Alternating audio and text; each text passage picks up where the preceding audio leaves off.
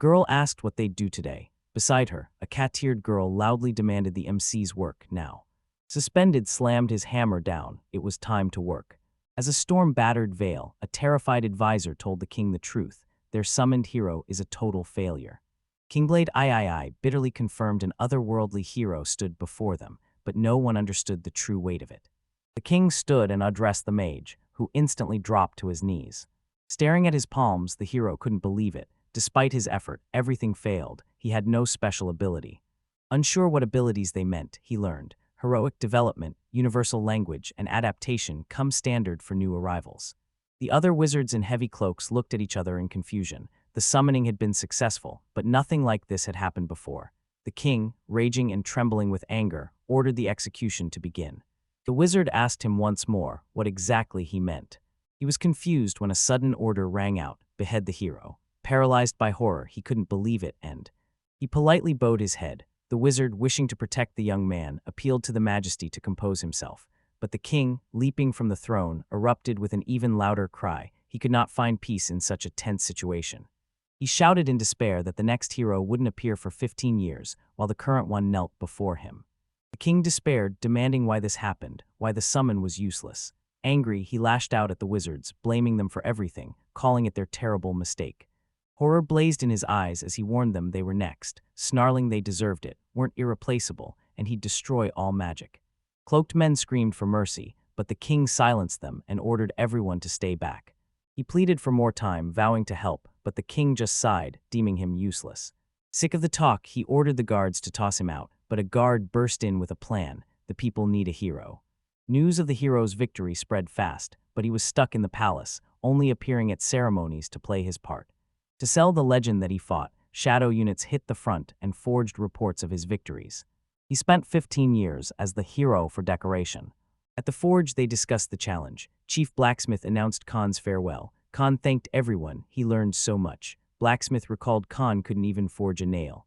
He claims everything's different now. Another warns they're doomed without help. The boss slams his hammer, muttering that it's too late, his time is up.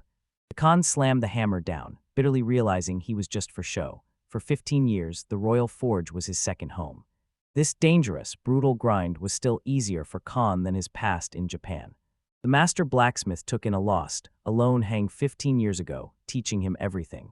He thanked the team for their support, but they only looked back sadly, knowing their journey was over. Years passed since the hero arrived. Despite the trials, he found loyal allies, making Gina's life better than he ever imagined. Finally, it's time to summon a new hero. A magic portal burst open before the throne, blinding the king with raw power. Rumors spread fast. The summoning worked and the legend was real. Now everyone waited for the hero to finally appear. A girl with long hair emerged from the glow. Hying called this the kingdom of Vale in a store name. The shy girl replied, Endokanai. He introduced himself as Gang, a former hero. She looked confused, not understanding what a hero was. The king wasted no time, loudly ordering the chief mage to check her abilities. The crowd erupted with joy, cheering her victory and the new heroine's unique, useful ability. Mages rushed Indakine away to prep her for the public ceremony. Stunned by the sudden move, she was caught off guard. Meanwhile, guards reported peace had returned, and the king confirmed it. The king clenched his fist, announced the former hero would receive an estate, a quiet, secluded place with mountains and forests, perfect to rest after 15 years of battles. Aang looked down. He'd never left the capital, so this battle talk felt like total nonsense. He knelt before the king, thanking him for mercy. Time to say goodbye. Hing hopped into the waiting carriage, thanked his friends, and left the kingdom as the cheering crowd begged him to return. Riding in a horse carriage, 40-year-old Hen misses Japan. Lately, age has made him more emotional and nostalgic. 15 years in the capital changed him forever, Sasunuki. There's no turning back now. 20 days later, they finally arrived. Hanning stepped out with an aching back, but a guide suggested climbing the nearby hill for a massive view. Hanning thanked him. He adjusted his hat and climbed the slope. At the top, a massive view stretched to the horizon, leaving him frozen and speechless. The dark forest stretching from the mountains to the horizon was now his. Kanjai turned for the coachman, but he'd vanished. She sighed, expected. No point staying. Kanjai entered the forest. Hang pushed deeper into the forest, searching for a village. Lost, he suddenly spotted a mossy, neglected cabin hidden among the trees. He slipped inside, scanning the room. Overgrown grass and stale air proved it was long abandoned, but it was the perfect spot to camp. he smirked. Outside, he spotted an old shed in the lowlands. He went to it, peering inside. Desolation reigned, cobwebs everywhere, moss-covered walls.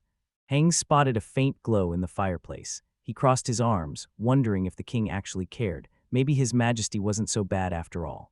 Outside, he felt a new problem. No river, not even a well. He looked around, instantly understanding the dire situation. Hen stretched his hand forward, preparing for magic. He cast a spell to search for water. Suddenly, several glowing droplets shot out from his palm. Magic water filled the barrel at his command. Glad his powers still worked, he headed into the blazing sun to find supplies. Hang pushed deeper into the woods, knife ready, but found zero food. Planting would take months. He needed a river to catch fish. Hang spotted something incredible and entered a clearing filled with bright flowers. He stared in shock, stunned that a magical place was hidden deep in the forest. Suddenly he spotted something. In the clearing, a huge shining block gleamed. Curiosity froze him, gold. Up close, the boulder was massive. He tapped the surface, realizing it wasn't ordinary metal. Suddenly, the ground shook. Hanged recoiled, stunned by a strange noise. Suddenly, massive wings tore through the air, leaving the heroes frozen in horror. A massive dragon towered over the field, eyes burning with fury. Hanning collapsed at its feet, looked up, and realized he was facing a real dragon. The dragon sniffed the man's strange scent, asking his identity. He replied, Hang, a former hero, now just a traveler. The dragon stared, surprised and puzzled. This is the Druid's forest, a sacred realm for gods and spirits. Hang gasped, realizing the dragon must live here. Breeze scattered petals through the glade. Before the man, the sacred dragon loomed, its stern, relentless gaze fixed, huge maw gleaming sharp fangs. The black-eyed dragon glared at Ganj and ordered him out, claiming he didn't belong. The man shrugged, claiming he had no clue, as the dragon suddenly collapsed. A roar echoes as the hero rushes to the carnage. Blood oozes from a massive gash in thick scales, a wound no ordinary needle can fix. He asked if the dragon felt pain, but Cruel explained its scales are tough armor with zero sensation. Clenching his fist, the hero faced the beast and told it to wait, promising he'd be ready soon. His face was locked in focus as the dragon watched him curiously. Hing hid his cabin, grabbed his gear, and prepped a workspace. He stoked the fire, pumped the bellows, and the forge roared to life. The master knew it was time. Suited up, he raised his hammer and struck. The first powerful strike rang out, hitting the hot iron, and the forge surged with new energy. Clamping the hot metal, the blacksmith focused and forged his parts as the massive forge roared. Beside the anvil, a cold water bucket waited, and the shed rang with the blacksmith's persistent work. After hours at the anvil, the first part is finished. 1 down, 10 more to go. Suddenly, an ancient dragon, long sleeping, slowly opened its massive amber eyes, barely seeing the world. A voice disturbed its peace, calling it awake. The messenger's joy turned malevolent, declaring the dragon finally came to its senses. Surprised, the dragon turned around, facing a human again. He touched his wound, then looked away. He asked what they were, and the man explained these paperclips, used by doctors and builders, secured the dragon's body and stopped the bleeding. Cruel asked if the healer worked steel. He replied it was his specialty. To restore blood, they needed iron-rich spinach, so the healer served lunch. The dragon only slightly sniffed the dish. Henged asked if he liked the treat. The dragon immediately helped everyone, pleasantly surprising those around him. Then he noted that the food was indeed tasty and nutritious. The healer promised the dragon endless food, just ask. The dragon's black eyes softened. He wanted to speak, but words stayed unsaid. The man chuckled, telling him to rest after eating. For the first time in years, he slept beside a massive dragon under the stars. Morning broke over a glade of blooming flowers and shimmering dew. They woke Hanga, who yawned after a deep, restful sleep. Suddenly, a joyful, relieved exclamation rang out, and a woman's voice inquired whether he was tired of taking care of the sick. Wrapped in irony, the hero turned around and asked not to refer to him simply as a man, but introduced himself as Hang. That's how they met, Sanuki. A horned girl stood before him, hands covered in thick skin and a tail curling behind her. She spoke. She smiled at him, eyes wide and clearly intrigued.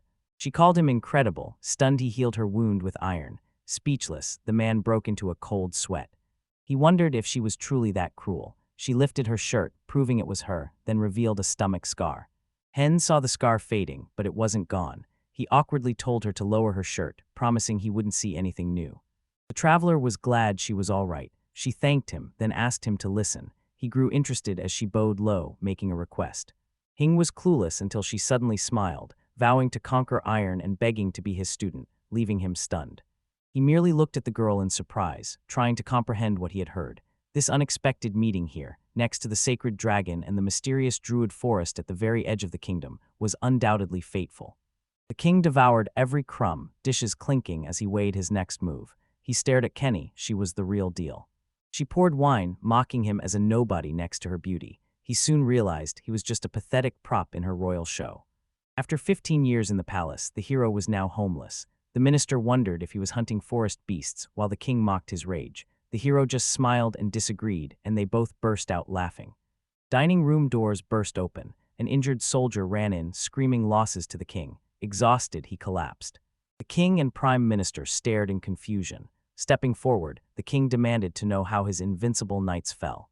The soldier, breathing heavily, was stunned to decide. Such a thing is unimaginable. Their weapons caused no harm, and the armor turned out to be as fragile as paper. The prime minister wondered why they suffered such a devastating defeat. In the forest, Cruel marveled at her surroundings and asked if this was home. The man called it a forge, and looking closer, she saw wonders everywhere. He noted the young queen should act more modestly. She slyly smiled, saying it wasn't so. Missing her hint, he directly asked her age. She smirked, revealing she's 170 years old but still one of the youngest dragons alive. The man froze, stunned into silence. The master asked about her wound, so Cruel explained demons were hunting rare divine beasts in the druid lands. The man found the situation alarming. The girl admitted losing vigilance, claiming her strength usually made her invincible. Closing the gap, she asked if he was finally ready to take her as a student. The Khan leaned in with doubt, but she promised that mastering ironwork would make her proud. Master sighed, worried despite her smithing enthusiasm, and Cruel saw his questioning gaze, speechless. Hen smiled and told her to start at the forge. She hugged him, thanking him with all her heart. They suited up and got to work. Cruella demanded to know if it was a weapon, but Hang needed a moment to think. Recalling his weapon skills, he started forging knives. The girl offered to help, so he told her to watch and memorize every step. She nodded, ready to learn. Work roared in the forge as the girl intently watched the master hammer, shaping the weapon, filling the air with metal's ringing clatter. The girl stared at the molten metal, shaken to her soul, while Suen pushed on and finished the job. He turned to see Cruel, trembling and irritated, staring at his new knife. He apologized, admitting he got too absorbed. Cruella grinned, telling him not to apologize. She was obsessed with his insane speed and loved watching him work. The hero says it's not over. Next, they sprinkle grain and fire it up, as the girl asks if that's the final step. The blacksmith said the metal wasn't sticky enough. Cruel didn't understand, so he explained it's how metal holds its shape. She laughed, fascinated by the idea. She asked about their work and the oil. Hen explained the metal needs slow heat to soften before sharpening. He showed her the result, and she stared in shock. The man held up the glowing new knife, announcing it was ready. Cruel cheered, calling it incredible. He'll finish 5 more today with Cruel's help, making the girl beam. The blacksmith plans to craft even more to sell in town. The heroes set up by the market fountain and displayed their knives. The blacksmith shook his head, stunned by the lack of interest. Young women and couples dominated the market, snatching up jewelry and toys, but ignoring tools. Cruel suggested selling the swords to city mercenaries. The hero considered weapon crafting, but sudden screams for mercy erupted nearby. The girl begged, but bandits snarled her silent, dragging her along. They threw her down. She burst into tears, screaming in despair. She claimed her sword was worth a fortune, warning the group to back off if they weren't buying. They sneered, slamming the blade down and mocking her for even calling it a sword. A soldier stepped on a sword, puzzled, bent down to see what it was. He unsheathed his blade, gripping the hilt tight. The soldier yelled he'd show the girl a masterpiece forged in the royal forge. The soldier bragged his sword was light and strong, claiming it could slay demons like no imitation could. His crew agreed it looked lethal, all while he stood right on the blade's edge. Cruella watched the smug warrior, disgusted by his arrogance, declaring such people deserved the gallows. She demanded an immediate response. The blacksmith stood up, patted the girl's head, and scanned the area, firmly telling her to stay put and wait. The soldiers demanded answers, but the hero just smiled, mocking their prideful sabers and telling them to stop trampling people. Enraged, the soldier drew his blade and roared that nobody tells him what to do. Cruella watched from the sidelines, gripped by horror and anxiety for the blacksmith. She froze, stunned by the unfolding scene. Suddenly a swift, whistling weapon swung, erupting blinding white sparks. A deafening clang resonated around, and a large part of the sword broke off and flew to the side, falling heavily onto the hard, dusty ground. The soldier stared at his shattered blade in shock, but the MC didn't flinch, tracking every move with his knife ready. Soldiers argued, then fled. A thoughtful man watched as an excited crowd swarmed the hero, all shouting about the wonder. Some couldn't fathom his cunning sword counter. Ryul hugged him tight as Ganjek swore there were no tricks, revealing his weapon wasn't even a sword. A voice calls out, making the man turn. A wounded, tearful girl approaches, grabs his hands, thanking the master. He flashed a knife, claiming he was just a blacksmith, not a swordsman. The terrified girl begged for a second and cast recognition magic, but the result shocked her. Her face flushed bright red as she gasped, covering her mouth. Trembling, she asked about the knife. The girl called it S-rank, though it looked ordinary. Stats instantly flashed, handmade, rank S. The royal court ranks items by rarity and power, reserving SS rank for ancient relics. He stunned his knife, just hit S rank. The girl grabbed the knife, desperately begging to buy it, shouting she'd pay 16, even 20 gold coins. The man didn't understand her at all. Cruella seized the moment, pulling out more knives and revealing there were even more. The client asked if they were the same, and she confirmed they were all S-class. The blacksmith stood back, paralyzed with shock. She paid for all 5 knives with a grin, and they were wrapped up instantly. Gold coins are worth 10,000 yen, and he banked $1 million on day 1. The city buzzed as the heroes ducked into a cafe to recap their recent battles. Trader Filner Raza introduced herself warmly, and clutching his cup, he smiled back.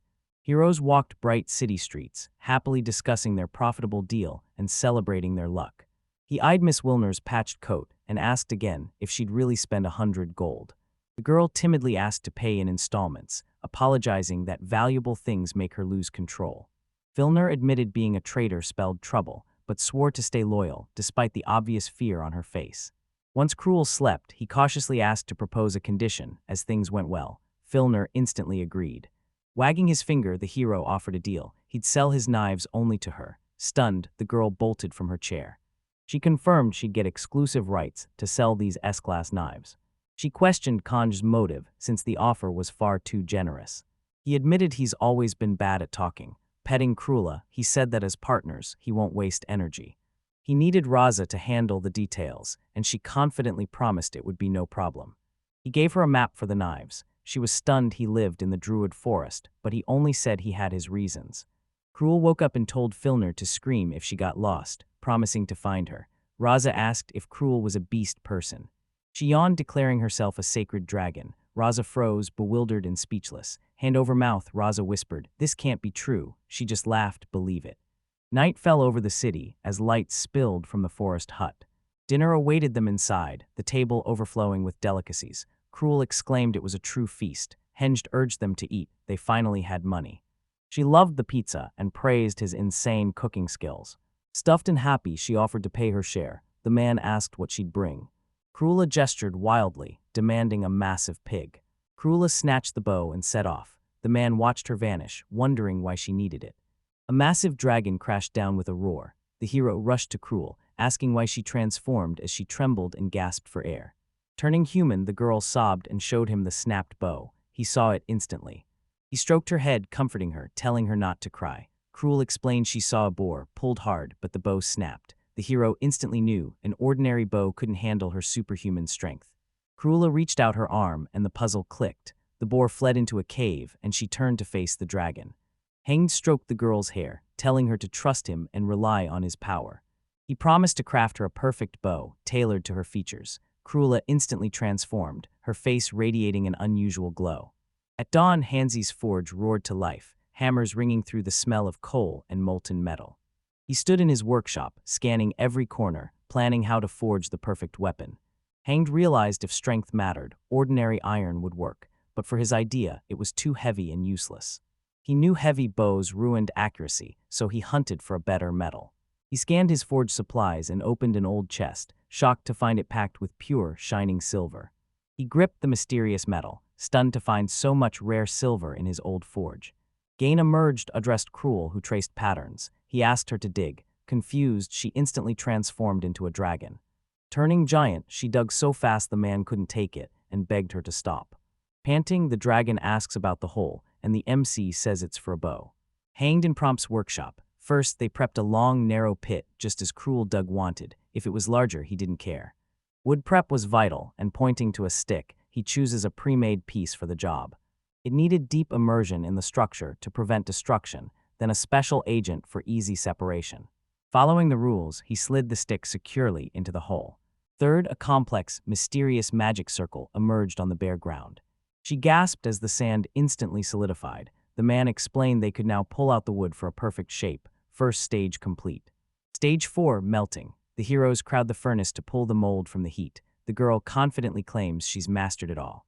Cruella held the mold, asking if she was doing it right. He was stunned she lifted the molten metal barehanded, but she shrugged it off. This heat was nothing to her.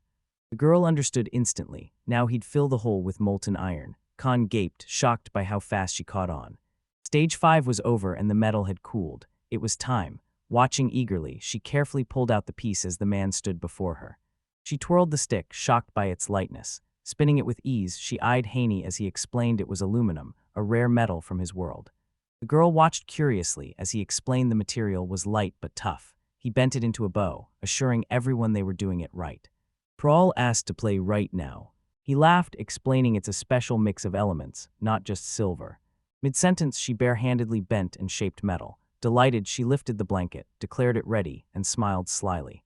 Impressed by her power, the hero handed her the bow. She confidently nailed the target, but the arrow suddenly snapped. Cruella wilted, shoulders drooping.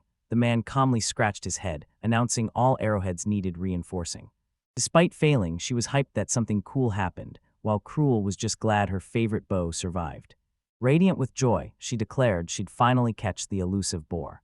He pondered, after his recent failure, he needed more caution. He wished this genuine, contagious joy stayed in her heart forever. Jing asked to watch Krull's next hunt, and she immediately agreed with a faint smile.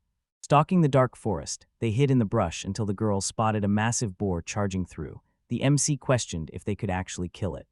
The girl nodded affirmatively. Cruel drew back the bowstring, ready to shoot straight at the target. Suddenly, Hange stopped her, noting that Cruel was too tense. Ignoring their pleas, she fired the arrow, and the bow held firm. Her arrow pierced the boar, stopping it instantly. Soft light glowed, a gentle breeze stirred, as the man scrambled to defend while the girl calmly watched her victory, bow in hand. She was hyped the bow actually worked, and the warrior knew she'd built it. The girl denied it, claiming the master's amazing bow let her one-shot the demonic boar. He spun around to see the aluminum bow hit rank S2, scratching his head at his broken forging skill. Night covered the forest. Among trees, a mossy cottage, its windows spilled warm light. They reached the table, and Cruel sighed at the delicious meal. A plate sat beside a pot of steaming, sliced meat. She asks about the brown soup, so he explains it's miso and smiles at her shock. The hero offered the seasoning, explaining it's fermented soybeans, salt, and melted rice. He insisted she try it, claiming its taste is unmatched. She took a bite of meat, and her stern eyes instantly sparkled with shock. She cheered that it was delicious, beaming with pure happiness. The man said during his court service, he used free time to hone his cooking skills. He thanked Cruella with an endless feast, and she happily ate while nodding her approval. At that moment, Gang, next to sleeping Siu, finishing the last knife, fell into deep thought. He couldn't believe he forged such a perfect blade, somehow hitting the impossible rank S. Had his brutal training and the blacksmith's constant scolding for careless work been for nothing, he always rated his own products D or E. Eating his meal, he suddenly wondered how his old mentor was doing. Back in the kingdom, the blacksmith puffing his pipe hoped Hanga was well. Two people noticed, approached, noting he often mentioned his former student. One even joked the blacksmith disliked the hero. The man grimaced, bewildered, unable to grasp what was happening. He wondered who claimed he disliked his former student. Assistants complained he constantly yelled, and one even noted he skipped goodbye. Koval just smiled, knowing it was typical. He believed the guy hadn't matured, hadn't grown into his true position. The assistants wondered about their former colleagues' swords and armor. The man breathed deep, claiming they were equal rank, and the assistant flinched before shouting in shock. The master crossed his arms, noting that knowing this sooner would have made the kid arrogant.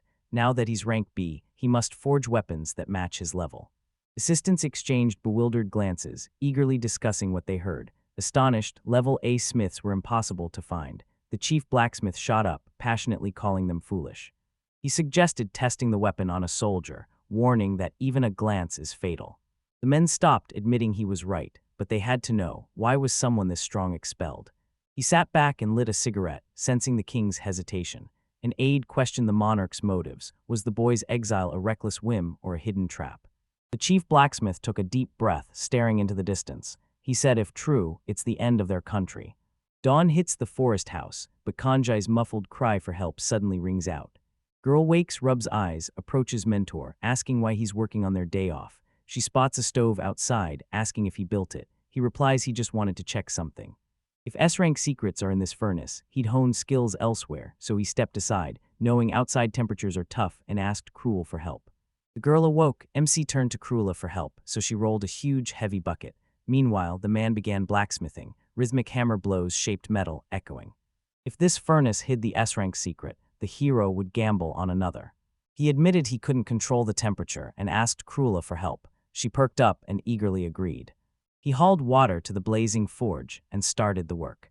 Hammer strikes echoed, shaping hot metal into a weapon. The heroes braced as Jen shouted it's ready. The girl gripped her gleaming knife, shocked this street-forged blade was perfect.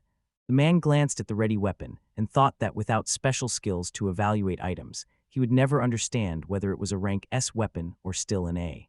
He spotted a nearby stump. The girl turned to ask what it was as he reached for his shimmering blade.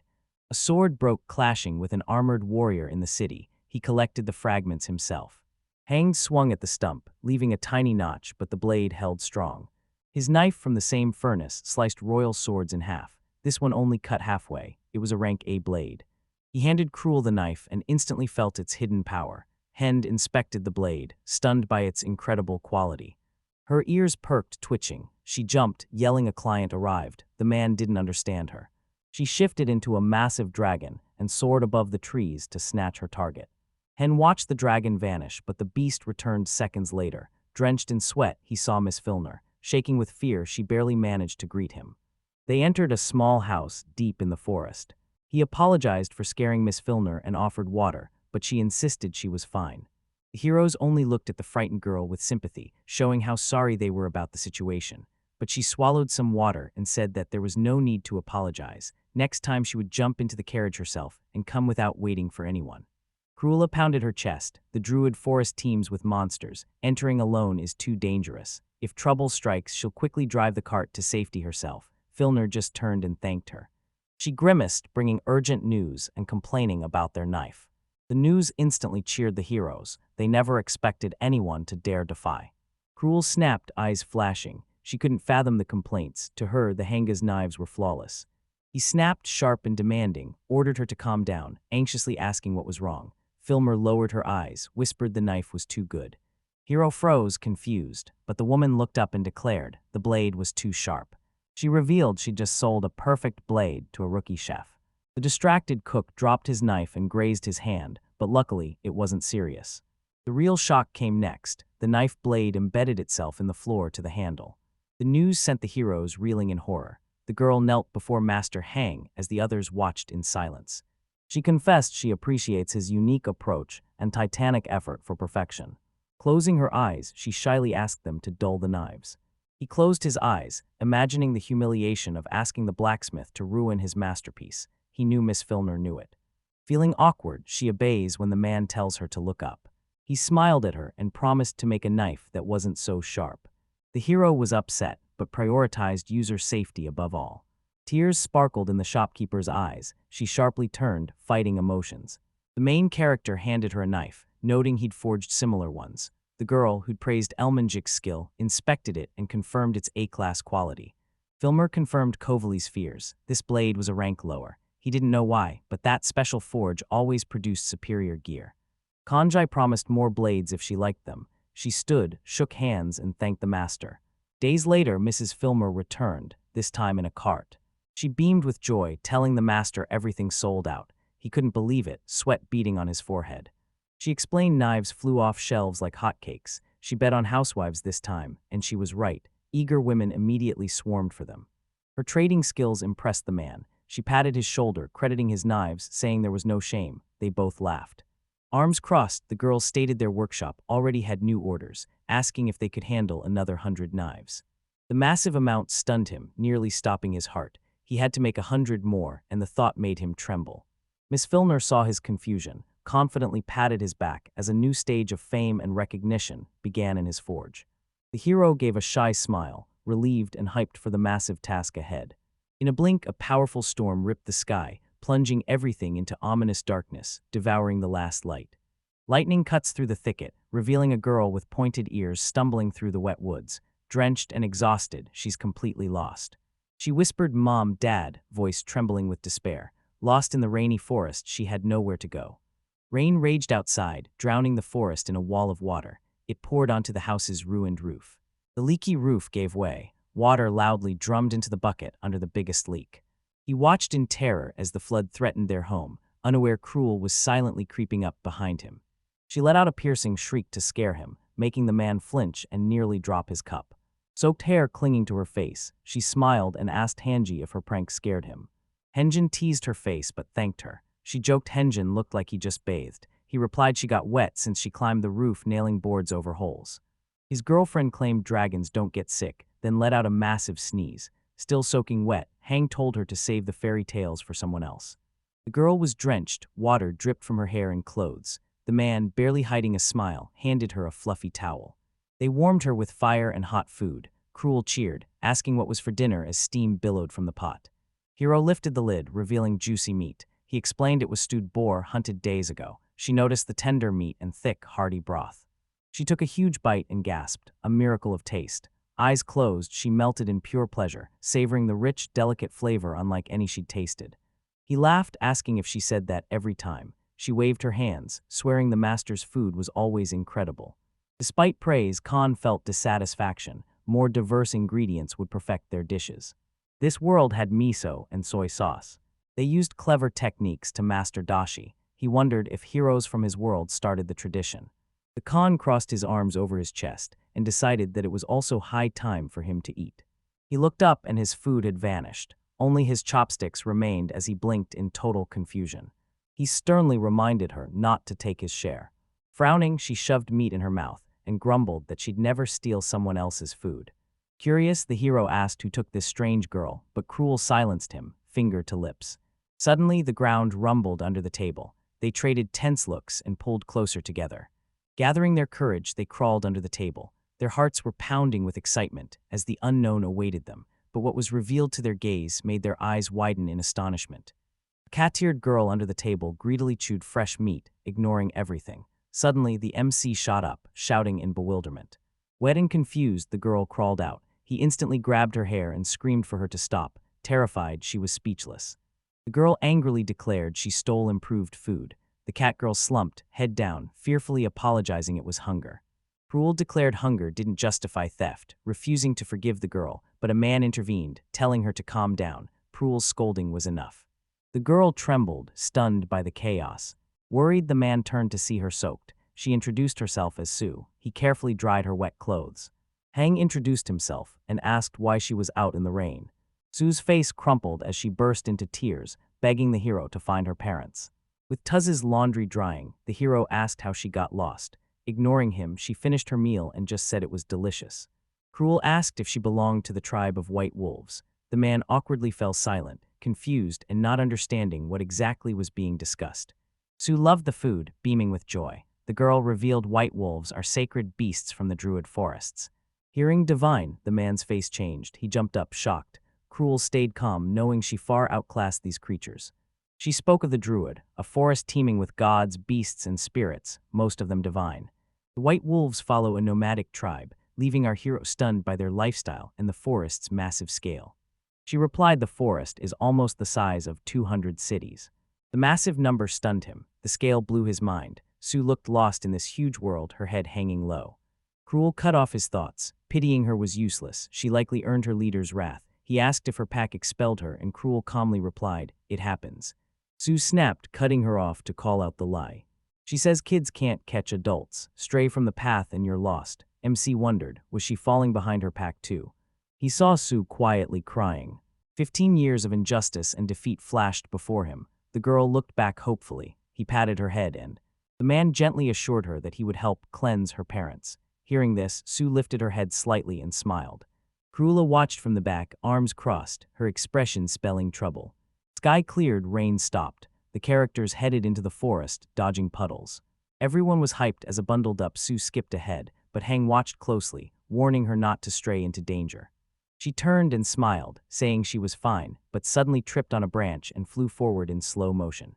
The main character caught her, stopping her fall. Surprise filled her face. Grateful, she whispered, "Thank you." Nearby, a girl watched, clearly displeased.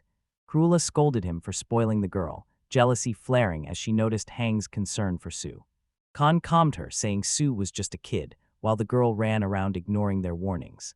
Cruella warned Sue is divine and the forest is brutal, so spoiling her now will only ruin her future.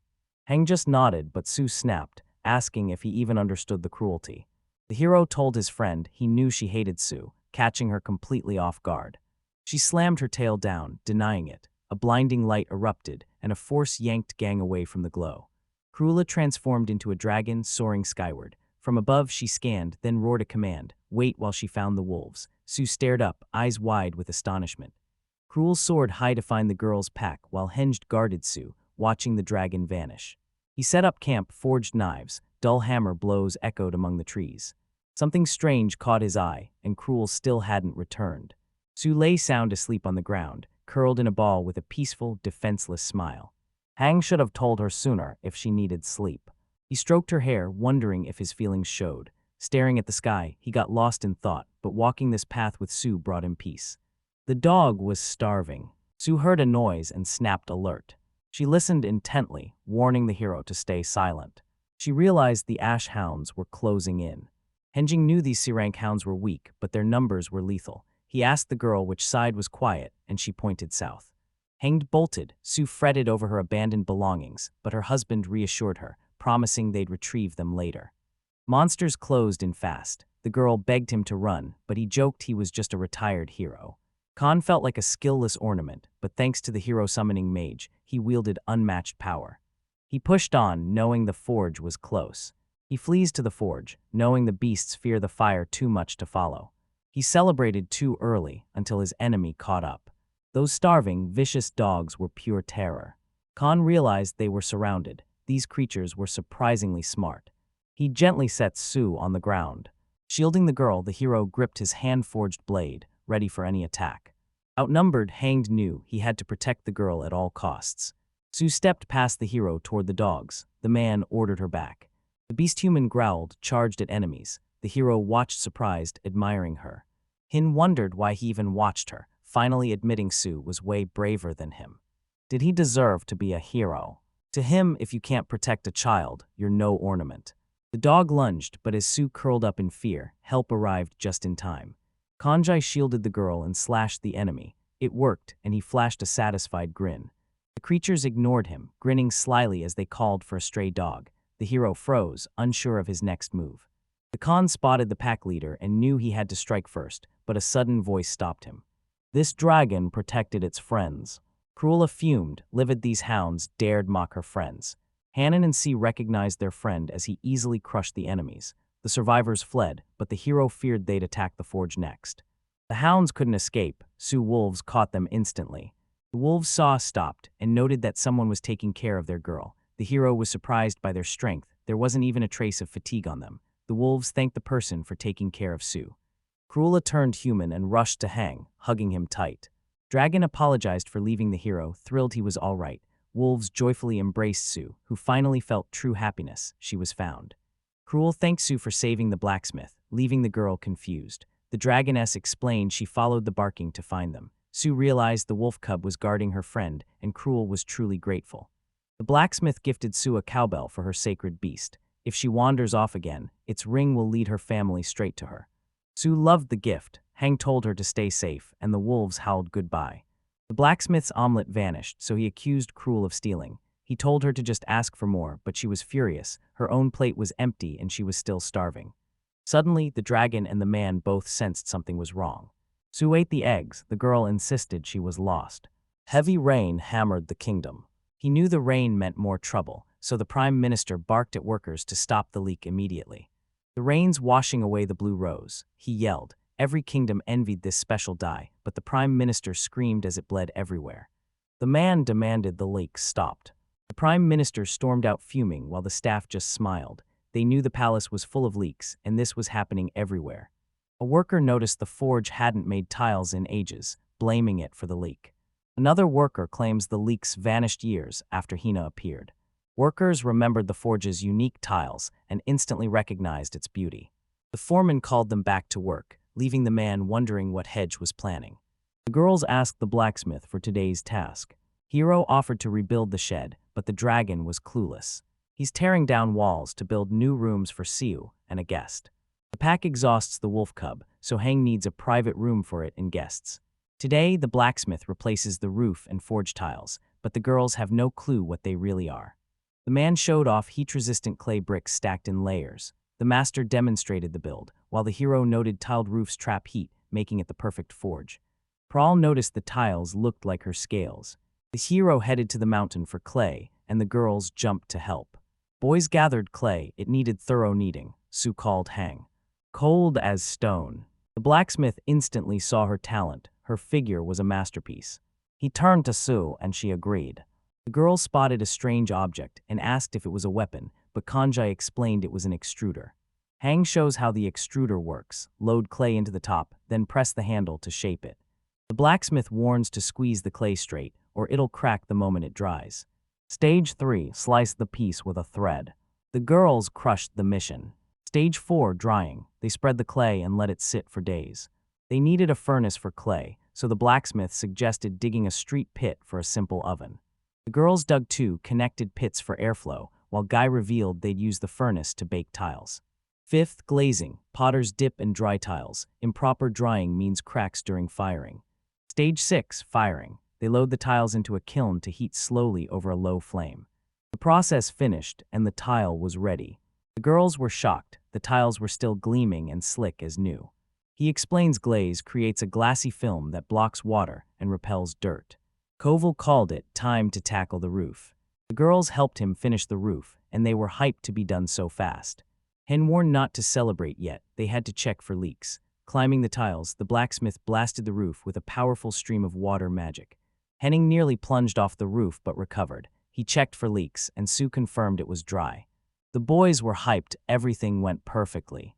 The man recalled that when he lived in the palace, he was not only a blacksmith but also took on other jobs. One time he was called to make tiles because there was a shortage of craftsmen for the foreman. Red tiles were trendy back then, but they were fragile and needed constant replacing. Henjing constantly replaced tiles, so he made a special glaze and used it. The hero roofed the forge with glazed tiles, while the palace kept its old design. These tiles would stop the rain from flooding his shop, unlike the palace. The prime minister panicked over his palace carpets, seeing the castle flood as a total disaster. Hang ordered Krula to bring pots. She brought them, asking what they were. Hang let her open them, and she cautiously peeked inside. Inside sat a mouth-watering feast. The girls thanked the heroine and dug in, but the blacksmith suddenly ordered them to wait. Kanjai offered oil to boost the flavor. Cruel questioned the dish, and Sue guessed it was clay. He sliced the potatoes and topped them with butter. As it melted, the girls hyped up the delicious dish. Impressed, they immediately begged to try it themselves. The girls inhaled the buttered potatoes like it was their first time, but the man warned them to slow down. Butter isn't cheap. Henge sold knives for oil. Oil's a luxury here. Buttered potatoes were his reward for all that hard work. Days passed, the hero picked a beautiful tree to chop. Mid-swing, a strange light flashed on the trunk. Fear engulfed him. The girls rushed over, fuming, demanding why he's cutting the tree. Don't touch them or he'll snap. Hanged had no clue who they meant and asked again who'd get mad. Cruel named it Druda, but the blacksmith thought it was just a forest.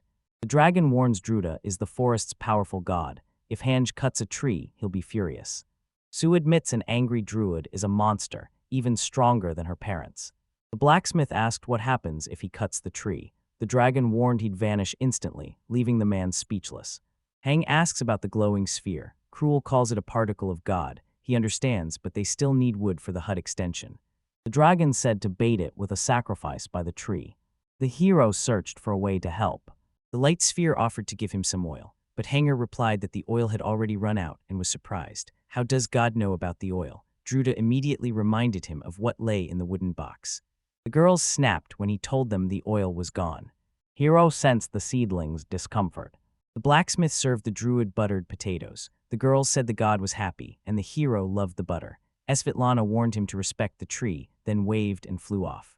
With the tree cleared, construction finished, and every room was ready. A mysterious girl appeared at the forge, instantly recognizing the forest home. An armed elf storms the tavern, slamming a man so hard he thinks it's over. She explained her blade wasn't meant for him. then offered a free meal as thanks. The elf spotted Hang's blade, snatched it from the cook, and called the girl Madam. The tavern owner is already married. Who forged this blade? She got the knife from Filner, a regular merchant who hyped the blade and let her test it for a promotion. After hearing everything, the elf slipped away. When called, no one knew where she went. The tavern buzzed with whispers. Was that the dark elf warrior Belphivia? Belphivie, the purple storm. Cruella forged her own blades and asked Gunga to rate them. The blacksmith inspected the item, making the dragon nervous. The man praised the perfect blade, and the girl beamed with joy.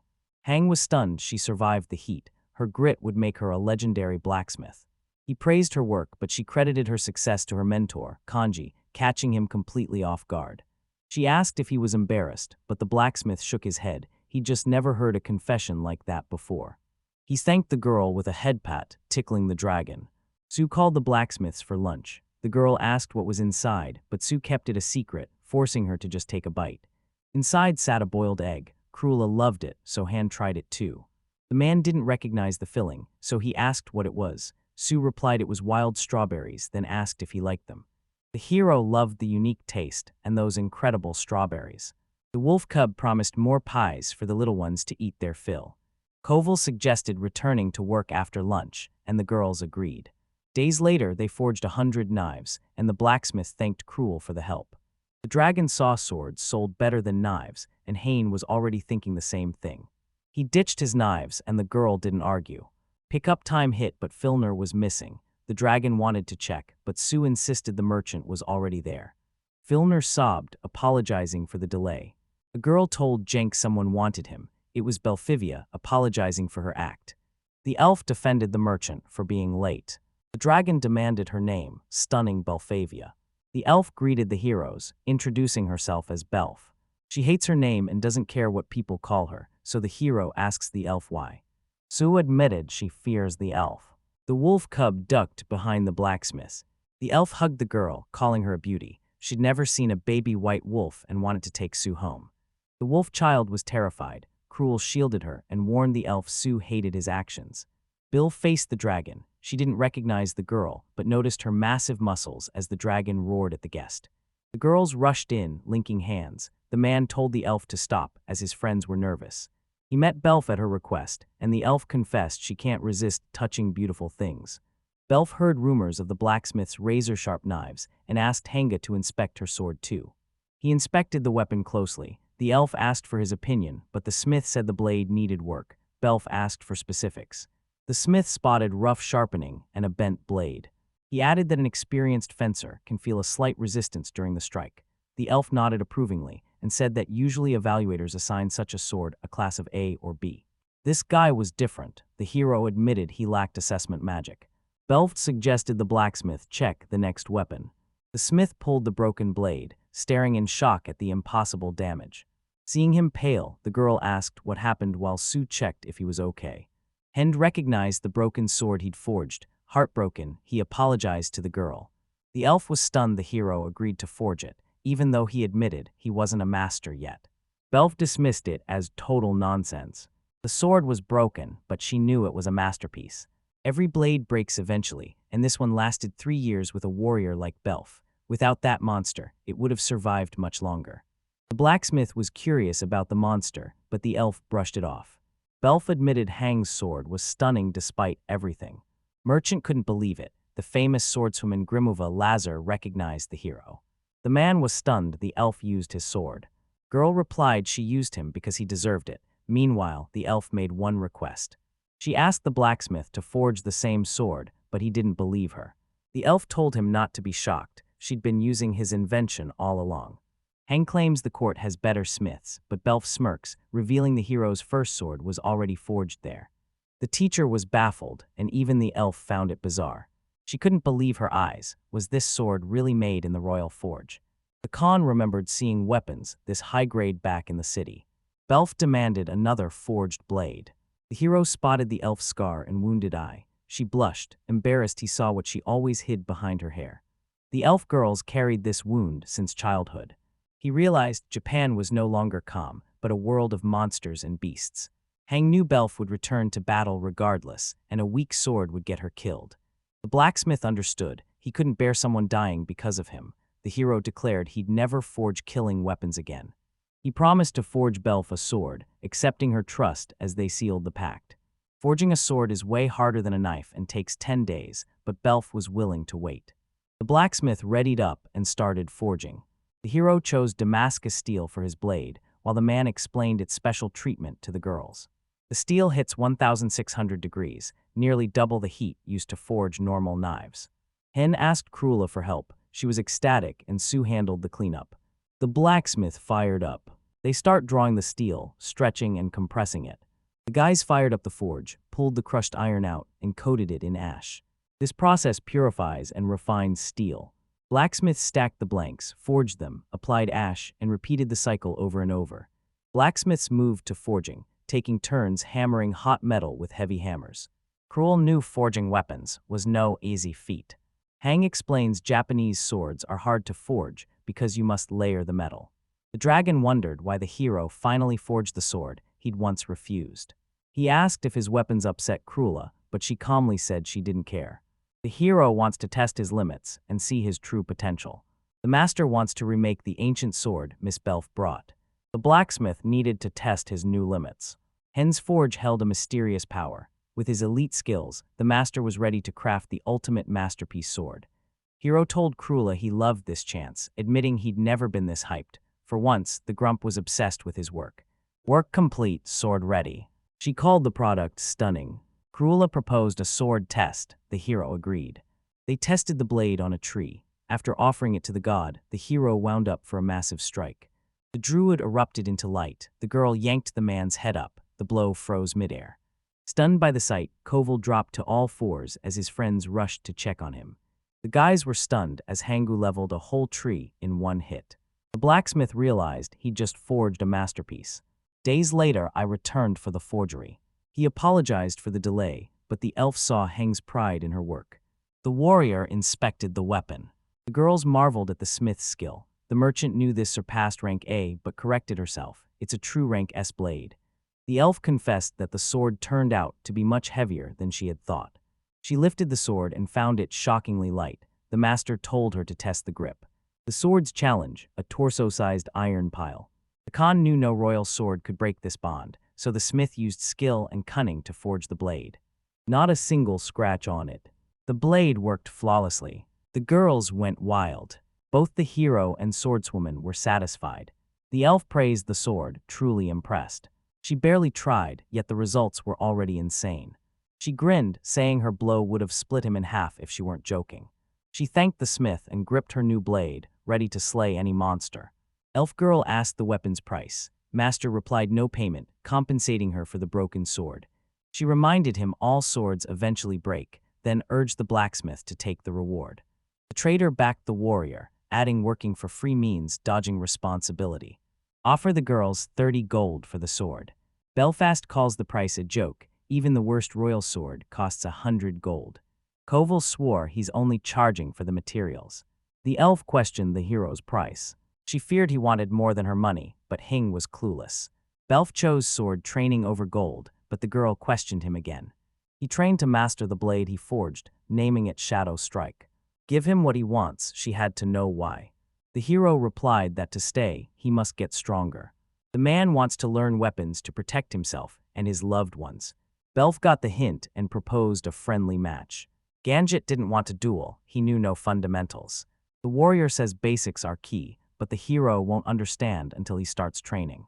The elf told her husband not to worry, promising to hold back her full power during the duel. She decided to drop the act as school began. The orphan hit the road. Sue and the seller stood ready to back them up. Khan's nerves spiked. The warrior didn't flinch. Bluff asked the master to pick between Yuck and Sim, but the confused blacksmith didn't understand her question. The elf spun his blade with a smirk, clearly favoring Yuck. He asked the warrior woman to wait, but she struck first. The hero deflected the strike. Bluff saw Koval skillfully handle it. He waved it off as a normal reaction.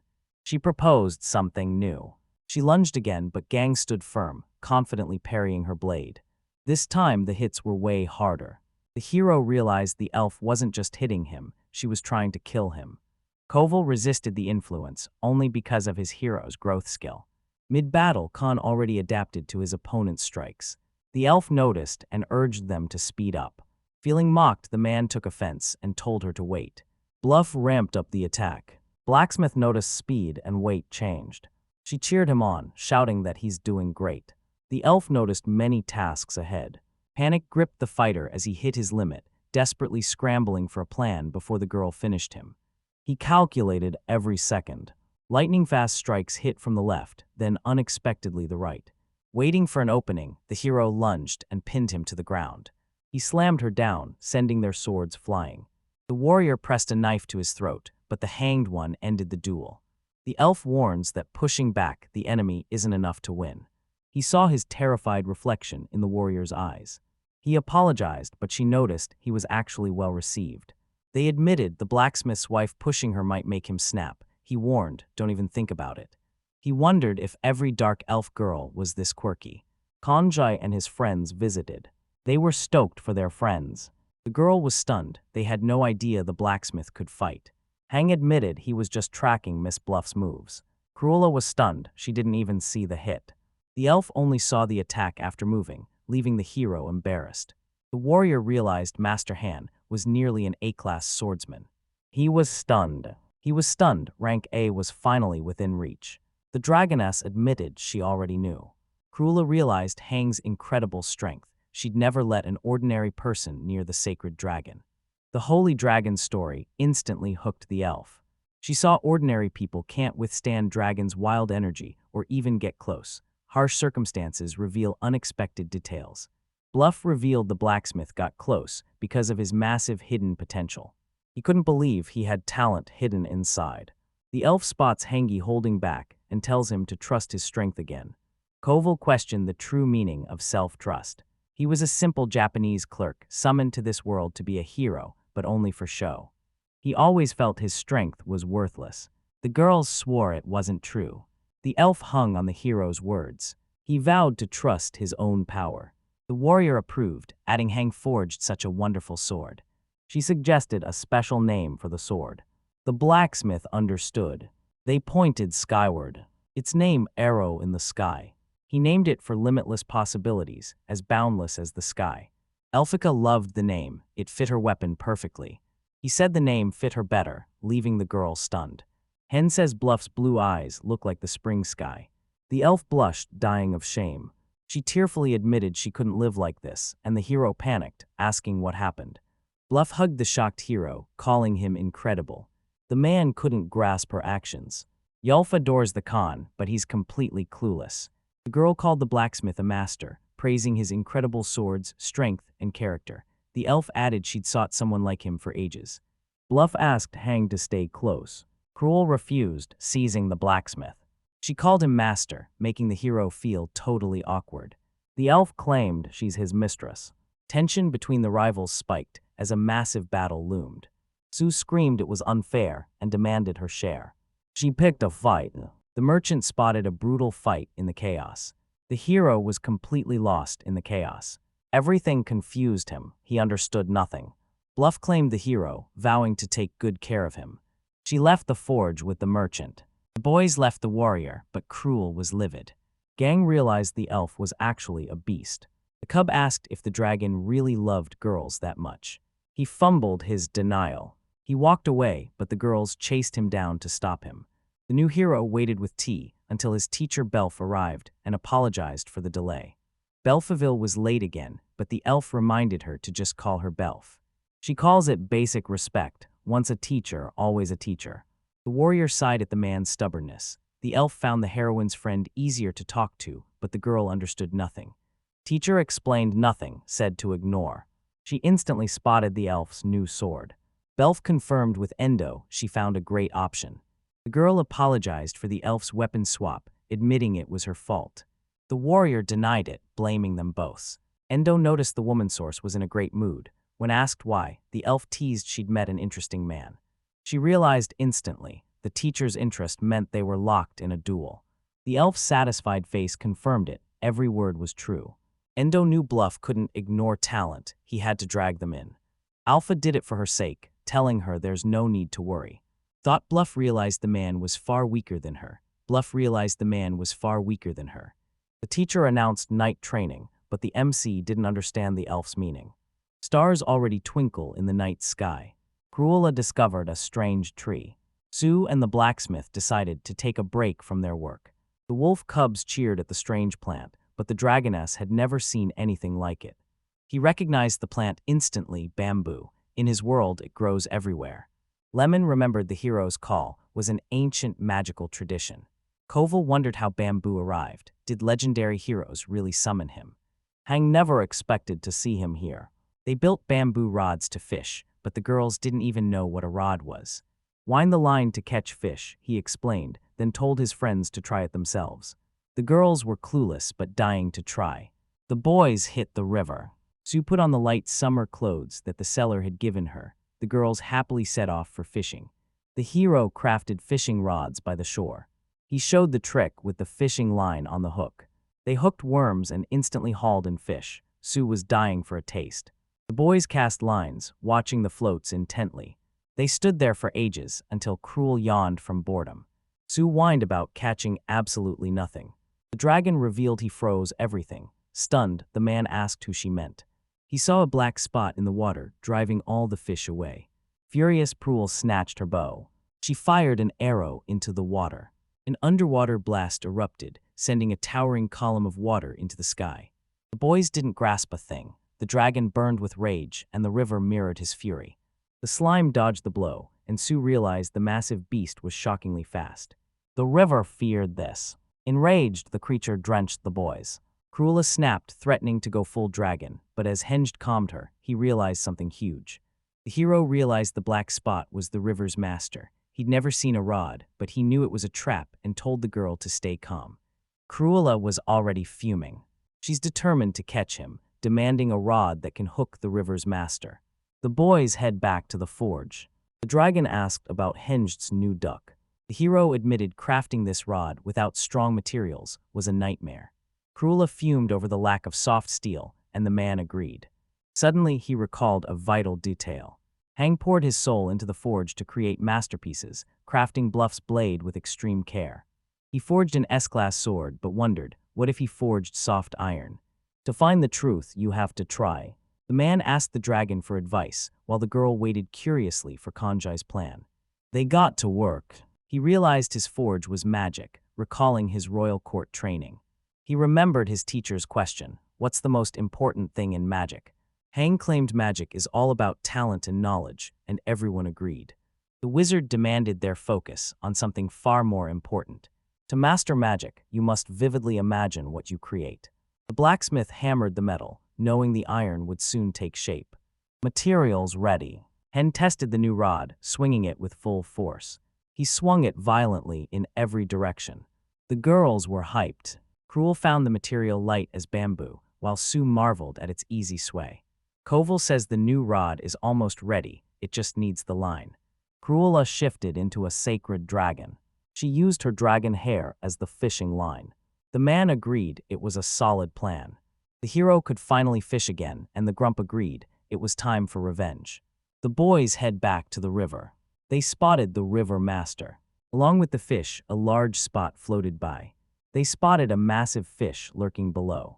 Hanged Man warned girls to remember the bait. He flings his line into the river. The hero slowly unspooled the line. Something moved underwater. Priol's bait worked and Sue was hyped. The spot closed in on Henka's rod. The bait worked, the creature lunged for the hook. Hanning waits for the perfect moment to strike. The hero fights to hold his ground. The girls cling to the old man, stopping his escape. Sue also turns to Drew for help. As a token of gratitude, she asks him to prepare something tasty. Hero spots Liana, stunned. The man urges everyone to rally and unite. The heroes strain against a massive weight. They've hooked a giant fish.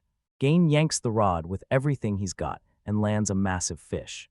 He checks the girl, making sure she's okay. The girls swore they were safe and untouched. Prue points and every head snaps toward it. Sue cheers as she spots the massive beast. The girls cheer for Hang's catch, and the hero confirms they crushed it together. He reports everything's ready, and the girls beam. The hero presents the roasted royal fish he made for Cruella. Sue calls it perfect, while Cruella stares in awe. The girls enjoy tasting the fish and sincerely thank Khang for the wonderful dish. Hinged smiles, saying they caught the fish together, realizing his perfect new life just got unpredictable. She savors the dish, eyes closed in delight. Hero warns her not to fall, but she insists she's fine. Siu slammed down. Kanjai asks where it hurts. She feels fine, but spotted something interesting. Sue spots the mushrooms, and the hero finally notices, impressed by their sharp eyes. One mushroom looks like a yolk, earning the name eggshell, but stay alert, the black one looks poisonous. Confused, the girl admits she has no clue what's happening. Gan knew the white wolves' sharp noses would have the answers. Cruella proudly announces she found mushrooms too. She gasps at the massive mushroom, but another girl suspects it's a monster. Someone's distracting. The hero's eyes widen as gray hounds suddenly block his path. Sue joyfully greets her parents. Hanks wonders why the parents arrived. They're here to help because ash hounds are slaughtering the white wolf tribe. These beasts are more annoying than strong. With dragon powers, she'd crush the ash hounds, but burning the forest will enrage the spirits. The father warns the leader is cunning, and the mother adds he ambushed and nearly killed one of them at night. The hero doubts this is the same leader from before. Sue warns they raid food and money. They're fast, coordinated, and armed with knife-sharp claws and fangs. The girl vows to help them to repay her debt. Hang offers to craft armor, but a stunned Yahoo asks if he's serious. The hero lives here too, and is ready to help whenever needed. The group thanks you for help. Yugo ditches the iron armor, it's way too heavy. He stresses not losing mobility, it's the white wolf's main advantage. The hero recently dismantled a forge and found something strange. Hang calls them cubes, tools that turn metal rods flexible. The man watches for Gal's distraction, while the hero shows how to secure the part. They step in to stop the cruelty. Kanjai explains, to thin the steel rod, pull it through a smaller mold. The metal looks like a thin thread. The hero explains that pulling it this way is called the drawing process. He warns he'll knight them again. The hero coils wire around a rod and cuts it into rings. Sue's already crafted a pile of rings, and the hero is impressed by her skill. The girl wonders if she's interested. Sue smiles, confirming she's having fun, adding hard work lets her help her parents. She was determined to prevent any future trouble. The hanged one caressed her head. The hero announces everything is ready. Shocked, she asks what it is, having never seen anything like it before. Ijil realizes the leather armor is light and flexible, unlike bulky heavy gear. This gives the white wolf pack speed and protection. Yiggle finally decided to act. Sue's dad failed to craft the armor, but she's just glad he passed. He reminds her how much effort he poured into it. The hero warns against celebrating early. The tribe isn't safe yet. Heroes unite, vowing to keep fighting as one. The girls jump straight into crafting armor.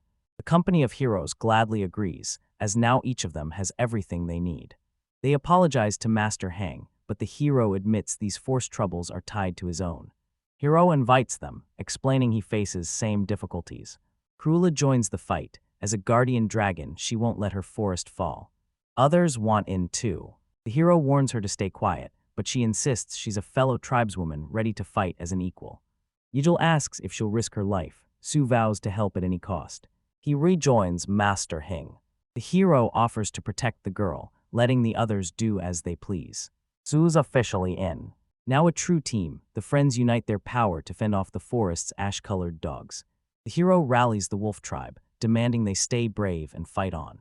Yegal decisively declares war on the ash dogs. He raises his sword, and the rest of the participants immediately side with him.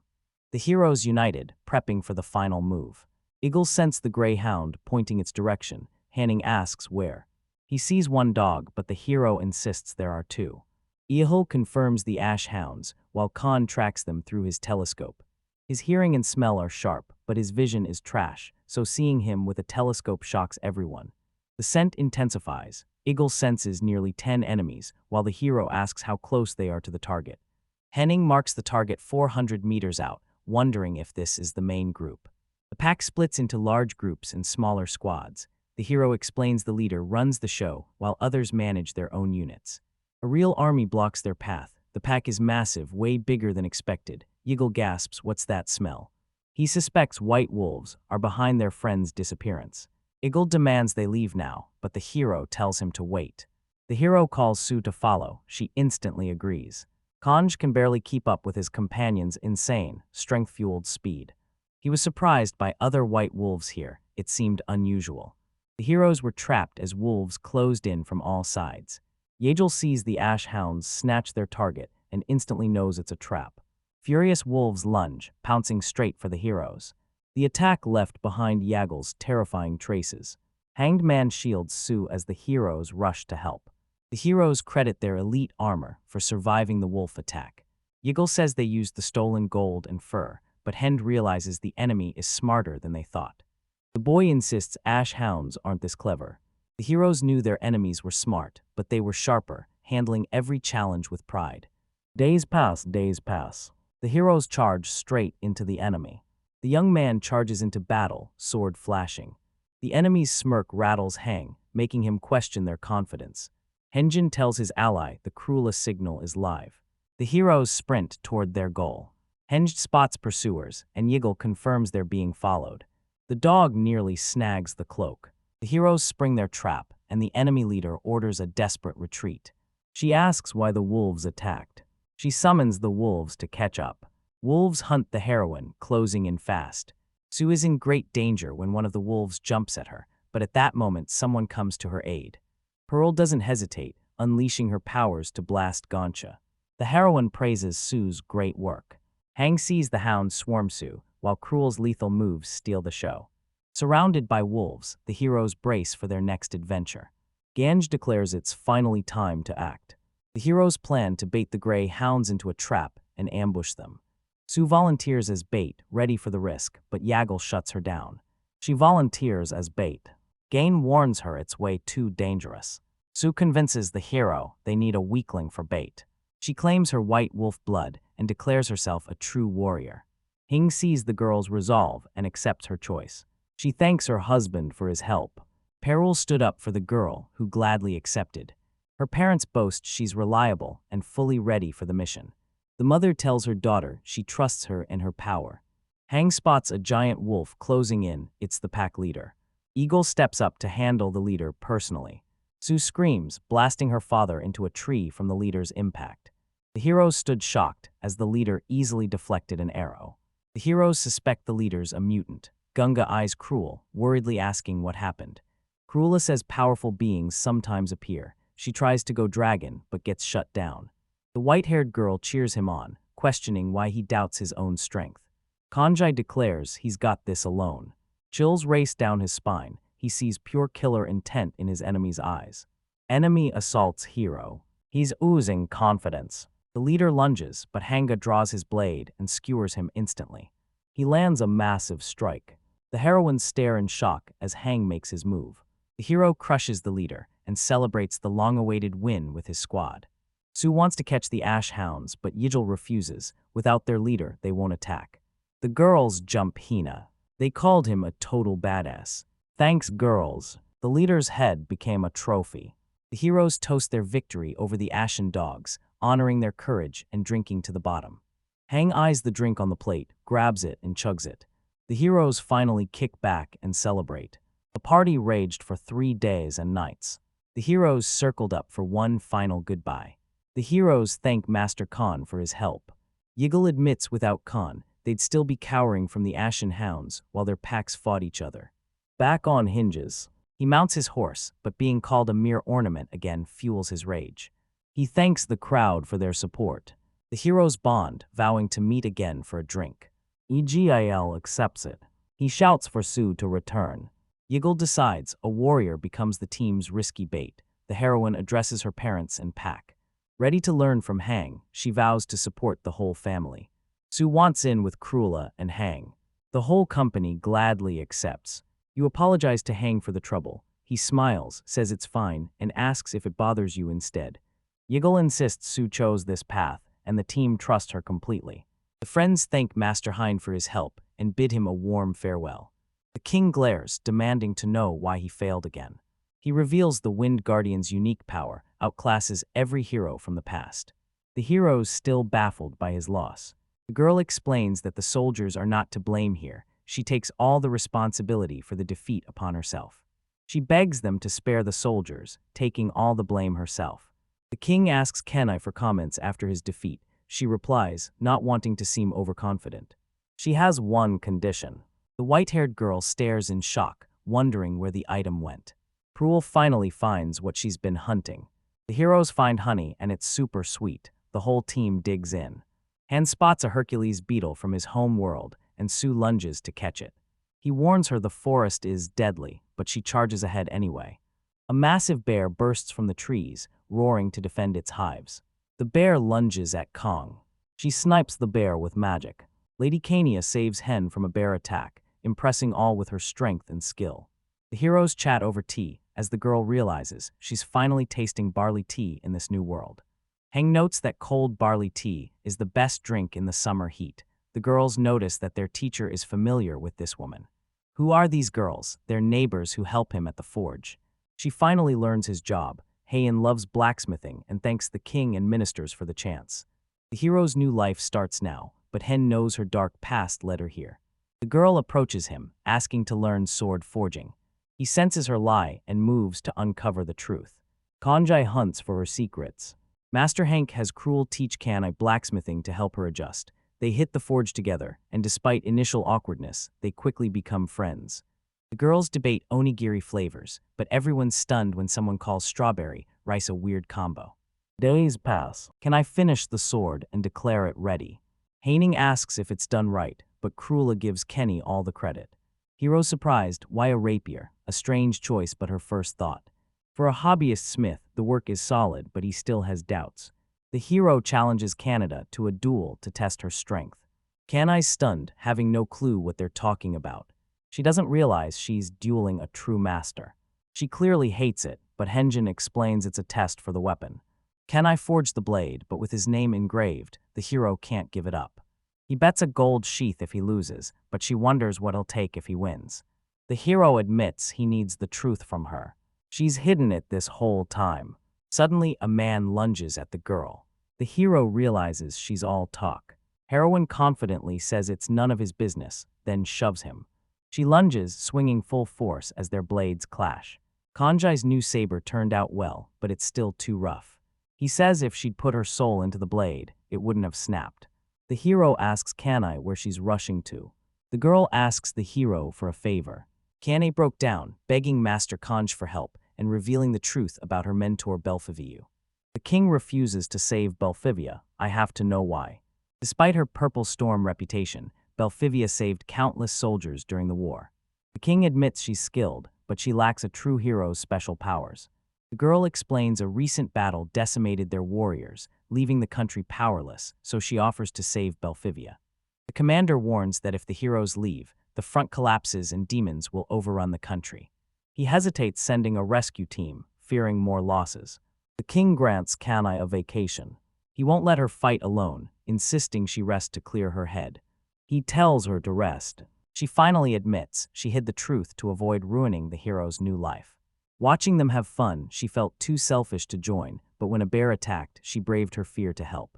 The hero tells her there's no turning back now. Belf saw the warrior unhinged first, so he refuses to back down now. The duo spots a sinister forest ruled by demons. They're facing a crisis. 2 weeks ago, a massive battle erupted here over the Mithril.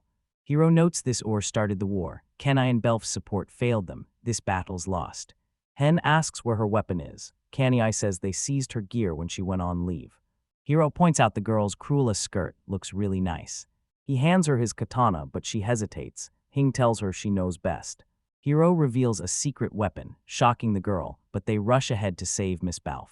Cruella prays Jane stays safe. The girl begs to join him, but Kanjai orders her to stay home. Kanjai protects her specifically for her abilities. Sue pushes them to talk, certain it'll all work out. She backed Hen's choice, certain he'd return. Can I force the hero down? 2 demons emerge, one holding a torch. Keen warns that demons have extraordinarily sharp hearing, so be cautious. Kanjai tells the girl she's already close. He quietly warns him not to make a sound. The girl questions the sudden demon army. The hero wonders if they're hunting Belf, but shrugs it off. A demon snatches the girl from the palanquin, claiming she belongs to the Lord. He tells her to be grateful. Without this, she'd be dead in the dirt. The girl fights to speak. The girl from the carrier is back. The hero recognizes Belflelva as the foreman, making the demons warily demand to know who's there. They've been spotted and things just got intense. The heroes slip away to stay hidden. Hange warns that if they're caught, no one can save them. She announces takeoff and orders him to shut up. Taking flight, the heroes are instantly struck by piercing fear. Hen's openly fascinated by Kenai's wing guardian ability, unable to hide his amazement. She thanks Khan, admitting she'd never have made it alone, but he says they're finally even. He tells her to warn him next time. Kanai wonders how their teacher ended up in this death trap. The legend is real. Demons actually eat people. Gank warns teachers are sacrifices should they head there now. He spots his target right in his path. The squad charges to the goal, smashing through demon hordes in every building. They wait in the hall while Miss Belf sits next door. They spot a pack of demons feasting. Shocked, Belf asks why everything went so well, and Hen calls it a great question. Can you even face the teacher with your head down? She asks why the master's here. Henjing says they came to save her. Belfer warns they're deep in demon territory. It can also be added that she has a very narrow circle of people she can trust and asks not to leave her student alone. Belf admits she wants her student independent immediately. She thanks him for the save. Hen admits he feels just like Kenai and still has plenty to learn from her. He warns they must retreat now or they're the next victims. Belf has no clue what sacrifices they mean. The stranger finally pinpoints the source of the human scent. The demon demands to know why they broke in and what they're after.